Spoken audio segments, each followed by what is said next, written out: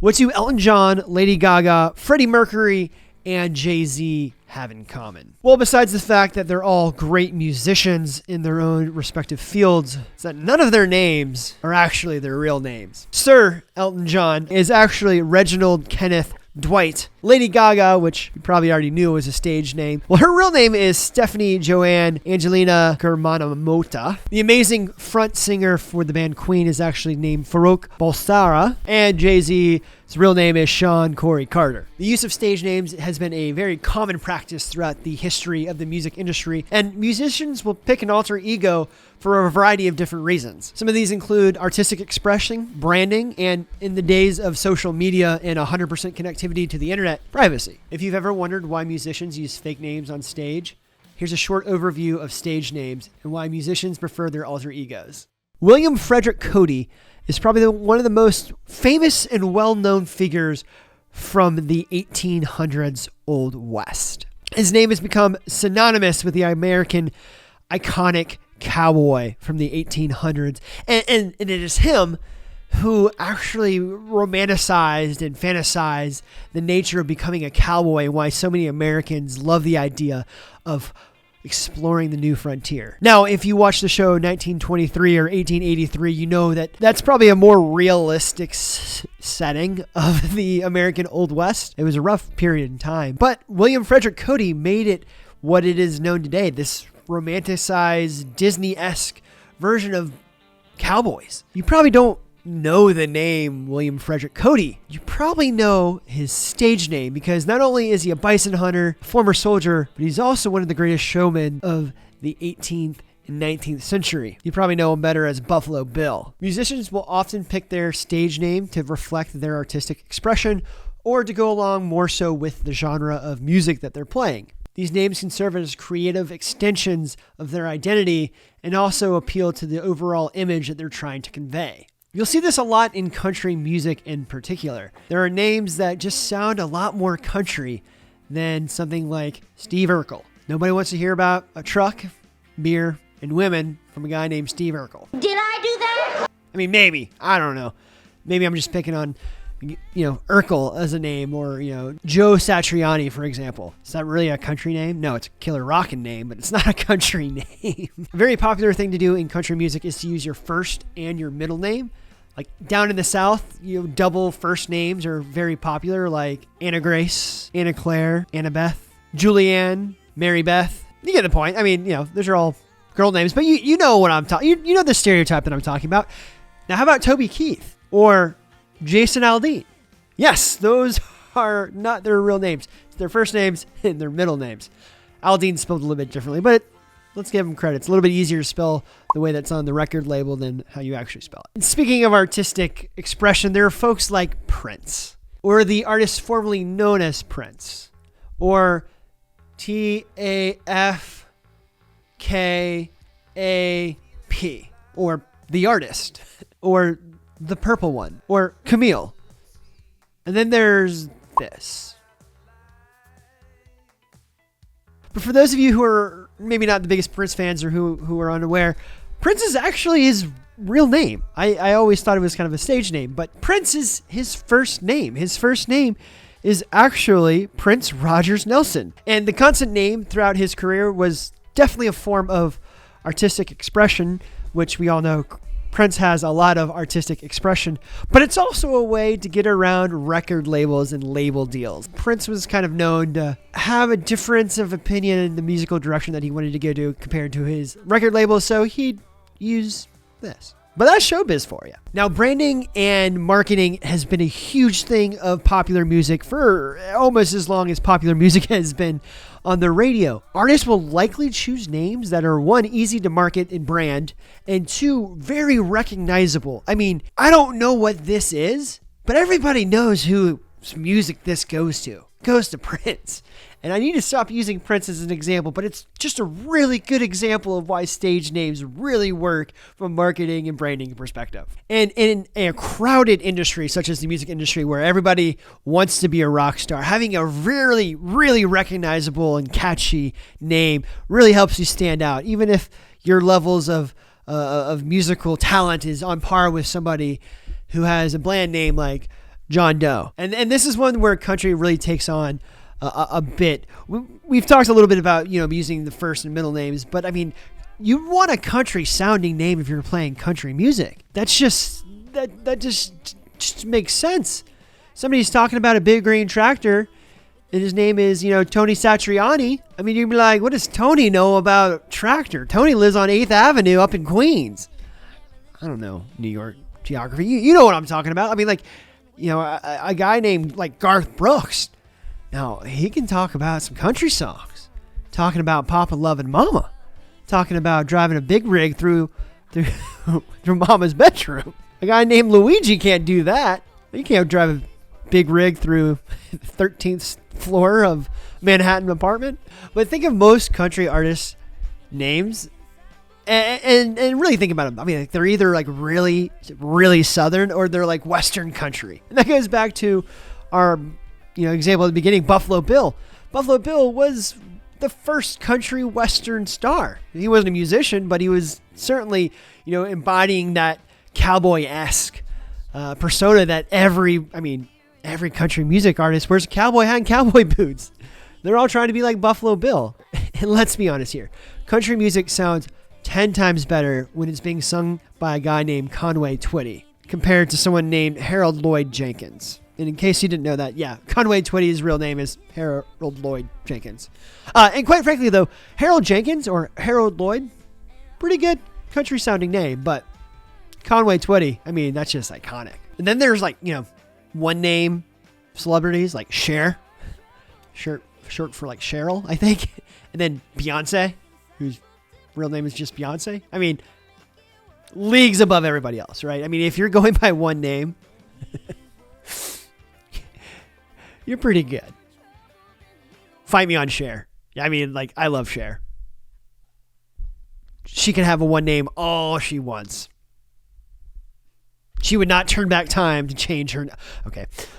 Now think about like other genres. There are a certain level of like criteria that each genre of music expects their stage names to have. Think of like hip hop. They often use pseudonames and aliases to hide their identity.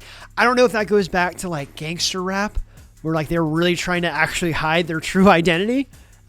Somebody who's more read up into hip hop culture, let me know in the comment section below because I don't know the answer. But then think of like hard rock, like glam rock. Think of those names, like Dee Snider, Nikki Sixx, Slash, Bon Jovi, and Joe Perry.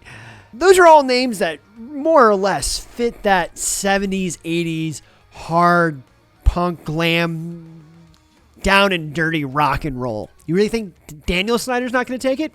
Probably he might. I don't know. But Dee Snider, Dee Snider's not going to take it at all. And Slash is a great one. I love the name Slash. If you haven't checked out his book, you got to read it. It is a whirlwind. In case you didn't know, Slash's real name is Saul Hudson, one of my favorite guitar players of all time. He got his name because one of his dad's friends, he noticed that Slash at a party was running from room to room, like literally slashing across the halls. And he's like, man, that kid slashes through the party. And that's kind of where he got his name, Slash, from running around. Sometimes it's cool. Like, Nikki Sixx. I mean, that's a cool rock and roll name that you kind of picked. And, then there's Slash, who is the ultimate cool name for a rock and roll guitar player who just happened to get his name because of his behavior. Go figure. Musicians might often adapt a stage name to rebrand themselves and distance themselves from previous work and almost turning a new page. Think of John Cougar Mellencamp when he dropped the Cougar. He was still John Mellencamp, and everybody know he was the same guy. It's not the best example, but he dropped the Cougar because he's turning a page and he doesn't want to be known as Cougar Man anymore. Or John Bon Jovi. Bon Jovi. Drop the John. I'm not really familiar with that one as much. Why did he drop John? John Bon Jovi. That's a cool name. Bon Jovi? It's a pretty cool name, too. Jovi. It's actually not his real name. His real name is actually John Francis Bon Jovi. Oh, Bon Jovi. Bon Jovi. Jr. I think it's Jr.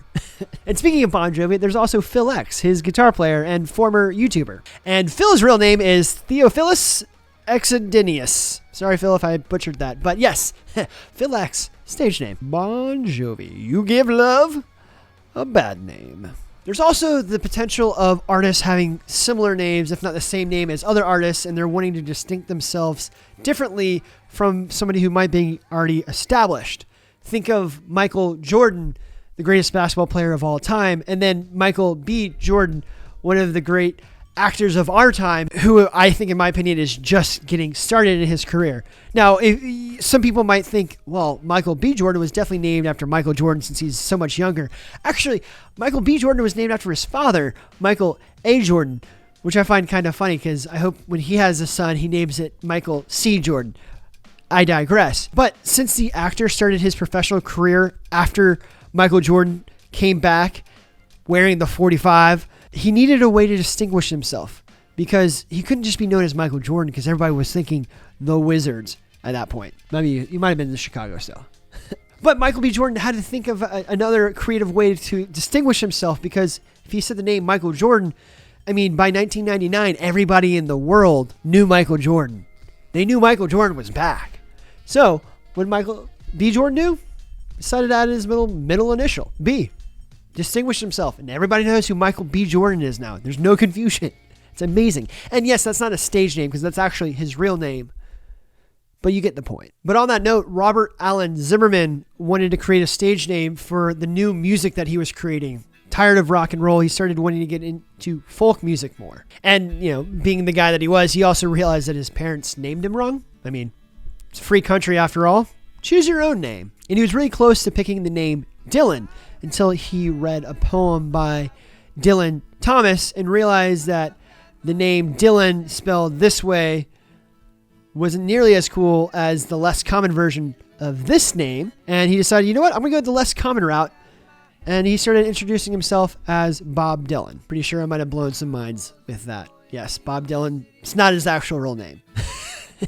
Blew my mind too the first time I heard it. And some artists like to use the persona of a stage name to separate their public and ultra known lives in this limelight and separate their private life so they can have some sort of normalcy. So they use stage names in order to hide their real identity. This also goes for like crazy makeup and costumes and stuff. Like when you're on the top, you sometimes need to hide your personal side.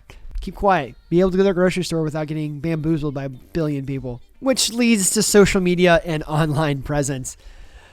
This is a doozy. With the rise of social media, having a memorable and searchable and discoverable name is critical in this day and age. The chosen name can impact discoverability and engagement on digital platforms. Look at anybody like on Twitch. I mean, like folks like Dr. Disrespect. I mean, like, that is a cultural icon in the days of streaming video games. I mean, musicians are no different. You need to have something memorable online. So you can be like, I really like that song, but if it was, written by a guy named Joe Smith, how many Joe Smiths do you think are on Instagram or on Twitch or on YouTube? Probably at least 150. But if you have a name like Dr. Disrespect, you know exactly who to look for. Many artists these days use their fake name as a form of a digital front.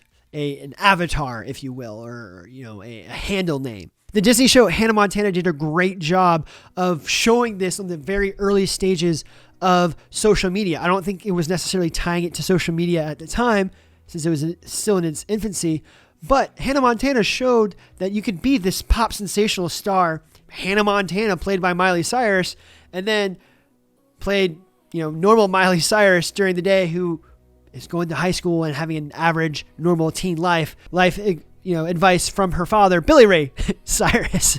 And the funny thing about Hannah Montana and Miley Cyrus is that actually Hannah Montana is the stage name to the stage name Miley Cyrus. Miley Cyrus's real name is actually Destiny Ray Cyrus. So pretty meta there. Achy Breaky Heart still slaps, by the way. And on that note, I've actually been using a stage name myself, Colt Wheeler.